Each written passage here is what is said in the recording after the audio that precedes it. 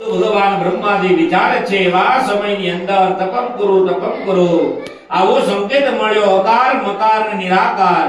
જ્યારે ત્રણ પ્રકારથી ભગવાન ધ્વનિનાદ સમજાતા ઓમકાર બને અને ઓમના માધ્યમે કરી ભગવાન નારાયણ જેને પ્રસન્ન થાય ભગવાન વિષ્ણુ પરમાત્મા જેને પ્રસન્ન થાય ભગવાનની આજ્ઞાથી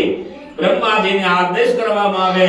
અને ભગવાન બ્રહ્માજી નારાયણની આજ્ઞાથી આ જગતનું સર્જન કરે પણ ભગવાનની વિનંતી છે કે પ્રભુ સર્જન કરવો હોય તો ધરાની જરૂર પડે પૃથ્વીની જરૂર પડે રસાતળ નામના પાતાળમાં હિનાક્ષનું શાસન છે રાજ્ય છે જે આ પૃથ્વીને હરણ કરી લઈ ગયો ત્યારે ભગવાનની છીક આવતા નાસિકામાંથી વારા ભગવાન પ્રાગટ થાય વારા ભગવાન પાતાળમાં જાય અને પાતાળની અંદર ભગવાન મલયુદ્ધ કરે હિનાક્ષનો વધ કરે પૃથ્વીને મુક્તિ કરે અને દાડકી ઉપર બેસાડી બહાર લાવે શેષની ઘોડાની પર જેને સ્થાપના આપવામાં આવે આરાશક્તિ નામની શક્તિનું સ્થાપન કરવામાં આવે કુર્મ નારાયણ કે જે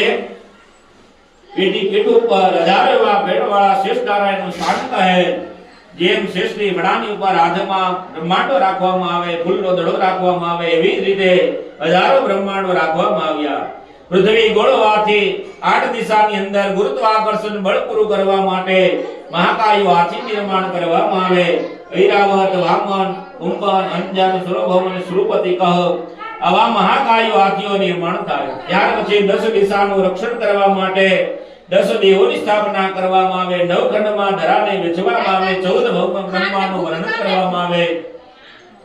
નીચેના 7 વિભાગ છે પાતાળ અતળ વિતળ સુતળ રસાતળ મહાતળ પાતાળ ઉપરના છે લોક ગણવામાં આવે